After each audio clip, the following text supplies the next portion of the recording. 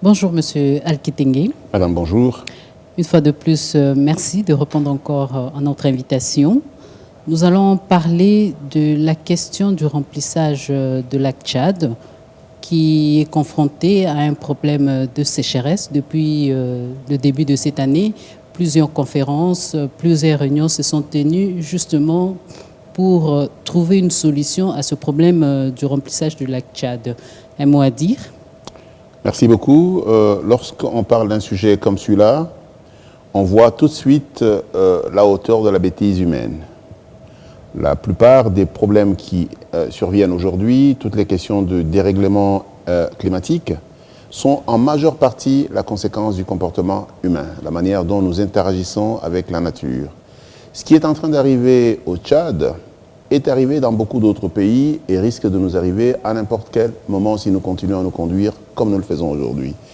Ceci dit, la question du Tchad n'est pas une question d'aujourd'hui, c'est une vieille question, mais la situation devient de plus en plus critique et les gens qui vivent autour commencent à être de manière tout à fait stricte, très dépendants de la situation dans laquelle se trouve le pays. En l'occurrence, les choses qui sont les plus touchées, c'est l'agriculture, mais également l'approvisionnement simple en eau douce. Et le monde entier s'inquiète, comme on s'inquiète bien entendu de beaucoup d'autres pays qui sont frappés par la désertification. À partir de ce moment-là, ce n'est plus une question d'un pays, c'est une question de l'humanité.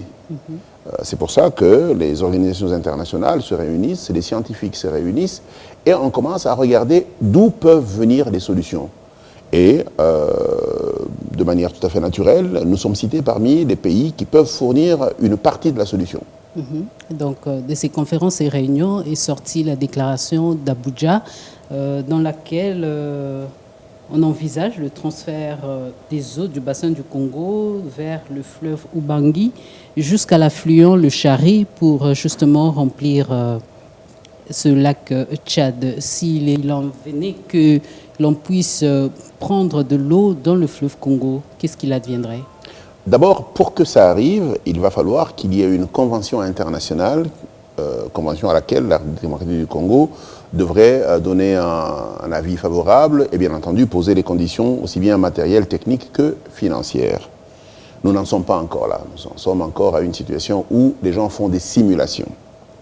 En même temps qu'ils font des simulations, le drame chez nous, c'est que personne n'en parle.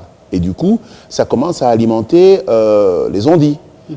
La radio-trottoir, et ça peut être quelque chose qui va relativement mal impacter un processus qui pouvait être abouti de manière tout à fait positive, en toute sérénité. Votre question est claire, elle est simple. Si jamais on prélevait de l'eau sur le fleuve Congo, qu'en adviendrait-il? Oui. Deux réponses. La première, c'est ça dépend de à quel moment et à quel endroit on prélève cette eau. À supposer qu'on prélève de l'eau en amont du barrage Inga, ça peut compromettre la capacité installée de ce barrage dont nous comptons beaucoup, sur lequel nous comptons beaucoup, excusez-moi, en matière de production d'énergie. Mais bien entendu aussi, il y aura un impact sur l'acheminement des eaux sur le parcours. Si on prélève après le barrage de Inga, la question énergétique peut ne pas être touchée. Mais il restera une question climatique. Maintenant, toute la question, c'est de dire, il faudrait que les scientifiques arrivent à prouver, aussi bien les scientifiques internationaux que les scientifiques congolais, à prouver qu'il n'y a pas un impact significatif sur le plan de déséquilibre des écosystèmes sur le réseau. Et tant que nous n'avons pas encore une réponse claire et techniquement prouvée, il sera difficile de se prononcer. Parce qu'il y a deux composantes là-dessus. Il y a la composante climatique, c'est ce que j'appelle la composante technique, mais il y a la composante économique et financière. Vous avez dit que la RDC ne se prononce pas jusque-là, mais aux dernières infos, quand on voit la commission du bassin du lac Tchad qui a voté le montant 50 milliards de dollars pour justement la faisabilité de la chose et que la RDC semblait être en dehors de ces rencontres, on a comme l'impression que l'État congolais ne semble pas s'inquiéter sur la question. Il y a deux choses qu'il faut retenir. La première, c'est que l'étude de faisabilité n'est qu'une étude de faisabilité. Elle indique à quelles conditions, à quel coût, dans quel environnement technique on peut être en mesure d'agir. La deuxième, je vous l'ai dit tout à l'heure, c'est une question de négociation entre les bénéficiaires et nous, facilitée par les organisations internationales. Et je vous disais tout à l'heure, il y a une composante climatique et il y a une composante financière. À ce moment-là, ce sera une discussion de partis et on tombera sur un accord international si jamais on doit le faire pour déterminer combien et à quel coût.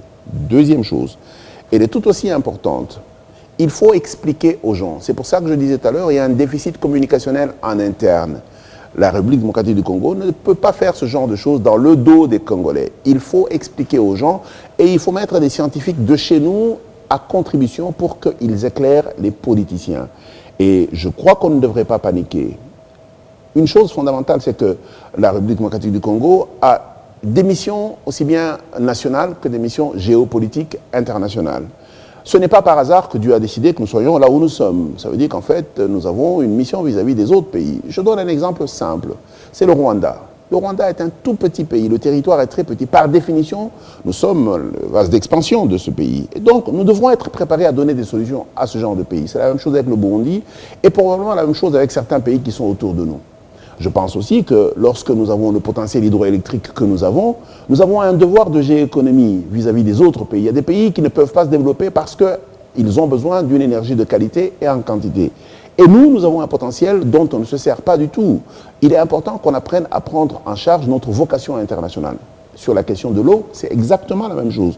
Nous sommes noyés dans l'eau, nous avons de l'eau en abondance. C'est à nous de pouvoir prendre des dispositions pour que nous soyons les solutions des autres. Et si nous ne prenons pas des dispositions, c'est ce que nous vivons aujourd'hui, les gens viennent se débrouiller pour essayer de trouver des solutions chez nous. Vous connaissez cette question des Mbororo. Et aujourd'hui, nous sommes sous les flammes de cette question d'eau où le leadership n'est pas chez nous. Et je pense que là-dessus, nous devons être en mesure de changer notre stratégie. Comment l'État devrait-il aujourd'hui s'y prendre avec cette question? D'abord, sélectionner un groupe de scientifiques spécialisés sur la question. Des scientifiques de chez nous, et s'ils ne sont pas suffisamment outillés, qu'on les accompagne avec des scientifiques d'autres cieux pour avoir une opinion scientifique congolaise, que nous pouvons opposer au cours des discussions à l'opinion scientifique internationale qui est en train de pouvoir trouver des solutions à cette question du Tchad. Et je pense simplement qu'il est important pour nous que les politiciens apprennent à ne pas agir de bonne foi ou simplement par opinion politique. Il faudrait qu'ils apprennent à agir sur base des données scientifiques. Et nous sommes là sur une question hautement scientifique. Nous allons essayer d'aller par supposition, puisque tout se raconte jusque-là dans les couloirs. Nous allons avec cette réflexion du couloir qui dit que le transfèrement se fera au niveau du fleuve Ubangi. Si tel était le cas, qu'adviendrait-il au fleuve Congo? Il y aura une réduction progressive des volumes et il y aura un impact absolu sur le climat tout au long du parcours et il y aura un impact sur le potentiel hydroélectrique de Inga. Un impact négatif. Absolu, ce sera un impact négatif sur les capacités réelles du potentiel de Inga. Il y a un écrivain, Achille Bondolandou, qui a sorti un ouvrage au mois de janvier où il est en train de montrer les potentialités du fleuve Congo avec tout le potentiel possible que le fleuve Congo pouvait offrir à l'économie nationale. Oui, tout à fait. Mais avec ces études, est-ce que vous pensez vraiment qu'il serait bon pour nous d'accepter, si tel était le cas, si la demande avait été faite, d'accepter ce transfèrement? Encore une fois, je disais que notre décision doit être éclairée par une opinion scientifique hautement pertinente. Première des choses. La deuxième des choses, nous avons ici, vous parlez du potentiel économique et financier de notre ressource hydraulique, mais je voudrais simplement vous dire que c'est un potentiel que nous utilisons à moins de 2%, ce qui est une honte. Et je pense encore une fois qu'on ne peut pas continuer à gaspiller des ressources alors que des êtres humains meurent faute de ces ressources. Donc à un moment donné, nous avons une responsabilité géoéconomique et géostratégique à jouer. Nous devons être suffisamment responsables. Deuxième chose, si nous ne le faisons pas de gré, nous le ferons de force. De force. Et ce n'est pas intelligent de notre part de subir coup après coup des décisions du giron international simplement parce que nous n'avons pas été capables d'être proactifs. C'est pour ça que je dis qu'il est important que le dialogue interne commence à s'organiser et que les officiels disent de manière assez claire la situation d'aujourd'hui et qu'à la lumière des scientifiques, nous soyons en mesure d'avoir une position congolaise claire et hautement scientifique. Autre chose, c'est que on peut spéculer sur les impacts réels, Mais aujourd'hui, il y a des simulateurs scientifiques qui montrent clairement qu'à tel degré de prélèvement, il y a ou il n'y a pas impact. Mais encore une fois, c'est argument contre argument. Pour être en mesure de le faire, et vous le savez très bien, il ne faut pas le faire après, il faut le faire avant. Il faut avoir la capacité d'agréger toutes les informations scientifiques nécessaires, être en mesure de challenger les informations qui viennent du desk qui est en train de travailler en faveur du lac Tchad. À voir la léthargie aujourd'hui de l'État congolais, on a même comme l'impression que le Congo se mettra à subir cette décision-là, puisque l'État congolais ne s'y met même pas dans le bain, justement, pour entrer dans cette fièvre. Il y a la partie visible et la partie non visible. Il n'est pas possible que ce genre de travaux soient faits sans que la République démocratique du Congo ne participe ni de loin ni de près. La question aujourd'hui, c'est qu'est-ce que la République démocratique du Congo, en officiel, a comme position vis-à-vis de ça. Et je dis, c'est une question de démocratie et de vie nationale que de pouvoir communiquer avec les populations. L'exercice auquel vous et moi, on s'adonne est extrêmement dangereux. Il est simplement véritable parce qu'il fonctionne avec la rumeur. Nous sommes là en absence d'informations et ce n'est pas crédible. L'État congolais doit communiquer. Cette question est stratégique, elle est centrale, elle est importante. Elle touche la République démocratique du Congo aujourd'hui et dans l'avenir. N'importe quoi qui arriverait là-dessus touchera des générations et des générations. Donc il est important que ce genre de décision se prenne en toute transparence. Le fleuve Congo est une richesse qui est ignorée par l'État et par la population, par ricochet justement. Et là, nous sommes en train de subir. Je vais vous donner simplement un chiffre. Le potentiel hydroélectrique de Inga, tout seul, sans compter tout le reste. Si on le met en équivalent pétrole et on le met en équivalent énergie, c'est l'équivalent d'à peu près annuellement 30 à 35 milliards de dollars. Mais tant que vous n'avez pas investi, il n'y a pas un seul revenu. Nous gaspillons. Nous gaspillons la capacité de production agricole avec l'irrigation, avec de l'eau du fleuve, qui est de l'eau douce. Vous savez, cette eau, dès qu'elle dépasse Inga et qu'elle va au fleuve, elle devient de l'eau salée. C'est un peu comme si, de manière tout à fait naturelle, nous jetions de l'eau qui aurait pu servir des vies humaines. Et là-dessus, il y a une responsabilité vis-à-vis de nous-mêmes, mais également vis-à-vis de la géopolitique internationale. Et c'est comme ça que les autres se disent qu'ils peuvent venir prendre de force. C'est pour ça qu'ils disent qu'à un moment donné, ils peuvent nous forcer à signer une convention pour qu'ils soient en mesure de prélever pour aller sauver des vies.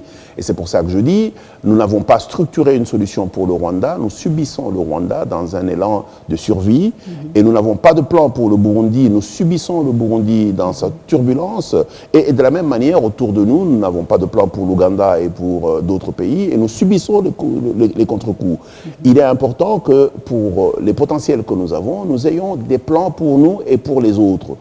Je vais vous donner un autre exemple. L'Afrique du Sud aujourd'hui connaît des difficultés économiques de suite d'une rupture d'énergie. Et la seule solution pour l'énergie viable en quantité et en qualité voulue et à des prix comme il faut, c'est nous. C'est d'ailleurs pour ça qu'à l'époque, à Sun City, l'Afrique du Sud s'était impliquée pour qu'on se calme, pour qu'on commence à travailler. Mais nous n'avons pas été au rendez-vous. D'une certaine manière, nous avons énervé l'économie sud-africaine. Nous sommes un problème pour beaucoup de pays qui comptent beaucoup sur nous. Ce n'est pas par hasard que l'on dit que le jour où la RDC marchera, l'Afrique se mettra debout. Et si nous ne le faisons pas, en réalité, nous affaiblissons l'économie du continent parce que nous avons la possibilité de donner une chance réelle au développement économique du continent. La population habitant les alentours du fleuve Ubangi, ils sont déjà en train de s'opposer à ce transfèrement. Vous, en tant qu'économiste, qu'est-ce que vous pouvez aujourd'hui dire? L'économie est faite pour les êtres humains et pas l'inverse. Et c'est pour ça que je dis, le but ultime, c'est de sauver des vies. Et ça dépasse toute contrainte financière, toute contrainte économique. Je pense qu'il est important qu'on trouve des solutions. Nous sommes, et le fleuve Bangui se trouve être parmi les solutions à ce problème qui se pose au lac Tchad. Il va falloir que des explications claires soient menées au niveau des communications et la clé de tout apaisement. Si on n'explique pas aux gens, on les met devant un fait accompli, on aura un rejet d'un projet, même s'il est scientifiquement prouvé qu'il est bon, il a un impact plutôt positif. Nous allons quitter le lac Tchad pour essayer d'épingler un peu, d'entrer un tout petit peu dans le code minique qui vient d'être promulgué par le chef de l'État. Il y a eu beaucoup de tumultes autour entre le gouvernement congolais et les investisseurs du mining. Quelle a été votre appréciation sur la chose? Non seulement mon appréciation sur la chose, j'ai été un des acteurs majeurs. J'ai en tout cas mené un front important sur la communication citoyenne en ce qui concerne le fait que le chef de l'État n'avait pas d'autre choix que de promulguer ce texte qui a été valablement discuté au niveau du Parlement dans les deux chambres et que le chef de l'État tardait à faire sortir bien au-delà de limites que lui exige la règle et la loi. Et je suis content que les opérateurs économiques aient pensé à un moment donné qu'ils pouvaient obtenir de manière extra-légale un certain nombre de faveurs au niveau du chef de l'État en tant qu'individu. Et je crois que le chef de l'État a joué son rôle de garant de la nation. Il s'en est bien sorti. Il a fait comprendre de manière assez claire à nos partenaires que la loi était la loi, que lui-même était en dessous de la loi. Et je pense que c'est une très bonne chose qu'il ait finalement pu promulguer cette loi et que nous soyons maintenant en train de travailler sur les mesures d'application afin que le règlement minier qui va mettre en application de manière détaillée se mette en action. Vous savez, nous sommes en retard de 6 ans sur ce programme. C'est depuis 2012 que nous devrions avoir changé le code minier pour des raisons tout à fait claires et très malheureusement nous avons perdu du temps et la République a perdu énormément de moyens. C'est une très bonne chose que finalement il ait promulgué cette loi et la bonne chose c'est qu'il a pris langue avec les opérateurs économiques qui en ont exprimé le besoin. Et on n'a pas que les 7 dans le pays, on a bien plusieurs oui. et qu'il leur ait fait comprendre que la République est une république et qu'elle est guidée par les lois et que les opérateurs économiques ne dirigent pas un pays. Et c'est une très bonne façon de s'autodéterminer et que cela ait été fait en toute élégance est quelque chose de très bien. Selon votre interprétation, on comprend que les opérateurs n'ont pas trouvé réponse à leurs demandes. La question, c'est déjà quelle est leur demande. Et on avait là que cette entreprise qui ne représentait qu'elle-même, elle ne représentait pas nécessairement tous les autres opérateurs. Aujourd'hui, nous sommes dans une situation où on s'est remis autour de la table pour évaluer ce que le code minier, en l'état de 2002, a pu procurer aux uns et aux autres. Il est tout à fait évident que dans la situation d'aujourd'hui, il y a un déséquilibre inacceptable, une iniquité inacceptable vis-à-vis de la République démocratique du Congo, de son peuple et de sa nation. Et il était donc important que nous remettions un certain nombre d'éléments sur la table pour rééquilibrer les forces au niveau des bénéfices que nous tirons de l'exploitation des ressources naturelles qui, naturellement, appartiennent à la République démocratique du Congo. Et l'insolence de l'argent n'est pas acceptable à ce niveau. Les gens, bien entendu, tout ce dont ils ont besoin, c'est la rentabilité. Et il est prouvé de manière évidente qu'elle est large, la rentabilité. Et bien entendu, c'est le travail des opérateurs économiques miniers. Ils en veulent encore davantage. Ils en veulent encore davantage. Le peuple congolais, le gouvernement en veut aussi davantage. Mais on a comme l'impression que tout tourne autour du secteur minier en RDC. Pourquoi ? Oh non, ça c'est une erreur grave. Je veux vous dire que le secteur minier tout entier, il ne dépasse même pas 15 milliards de dollars en revenus de vente. Chez nous, ce n'est pas beaucoup, même si nous prenions 20 ou 25 ou 30% de charges fiscales sur toute l'activité minière, on ne dépasse pas les 5 milliards de dollars. Donc, le secteur minier tout seul n'est pas nécessairement l'avenir de ce pays. C'est comme ça qu'on a essayé de rehausser la fiscalité, justement, pour essayer d'augmenter l'enveloppe. Non. Le secteur minier a ceci de particulier, c'est un secteur épuisable. Nous avons donc des réponses à donner à nos générations futures. Il était important qu'on s'arrête sur ce marché qui a été un marché de dupes, explicable parce qu'à l'époque les circonstances étaient différentes d'aujourd'hui, pour qu'on rééquilibre les choses. Il va falloir que nous ayons suffisamment de rentabilité au niveau des ressources naturelles, mais surtout une gouvernance exemplaire pour que nous puissions être en mesure de traduire ce que nous captons au niveau minier dans les infrastructures et dans la formation du capital humain de qualité pour que ce pays devienne compétitif. Vous savez, à un moment donné, nous nous retrouverons avec un pays qui n'a plus de minéraux. Mais il faudrait bien que nous racontions l'histoire de manière responsable. À l'époque, nous avions des minéraux, ça a financé les infrastructures, ça a financé nos universités, ça a financé notre système scolaire. Ce qui n'est pas possible avec la fraude fiscale et tout. Ça a financé notre système de santé. Et aujourd'hui, nous avons une économie d'une autre génération liée au fait que nous avons investi correctement les revenus de nos ressources minières. Et donc, nous revenons à ce que moi j'appelle tout le temps un besoin d'un plan stratégique de développement qui est appuyé sur un plan de développement minier qui lui dit de quelle manière nous collectons de l'argent du secteur minier et de quelle manière nous l'investissons dans l'économie générale du pays. Mais la fraude étant, la fraude minière, toutes ces recettes n'arrivent même pas à la caisse. Toutes les recettes n'arrivent pas à la caisse. Ce pays a une histoire récente de fraude minière. On la retrouve dans l'administration, mais on la retrouve surtout chez les opérateurs économiques. Vous savez, par exemple, cette question du commerce triangulaire, des gens qui surchargent leur comptabilité parce que simplement, chaque fois qu'ils achètent des intrants, ils les achètent à leur société sœur qui surfacture. Des fausses déclarations. Tout à fait, juste pour que les sociétés ne déclarent pas des bénéfices parce que ceux-ci sont distribuables, y compris à l'État congolais. Et je pense simplement que l'État congolais, s'il se fait truander, c'est parce qu'il est faible. Et il est important aujourd'hui que nous mettions en place tous les dispositifs nécessaires pour que nous puissions être en mesure de capter la part qui est due à la République démocratique du Congo dans la manne qui est celle minière. Par exemple, une des choses qu'on devrait faire, c'est de faire de la planification pour qu'en infrastructure de transport et en infrastructure d'énergie, nous soyons en mesure d'enlever le prétexte aux miniers pour qu'on leur impose de transformer les matières premières localement et faire de la valeur ajoutée et créer de la valeur ajoutée localement et créer des emplois ici.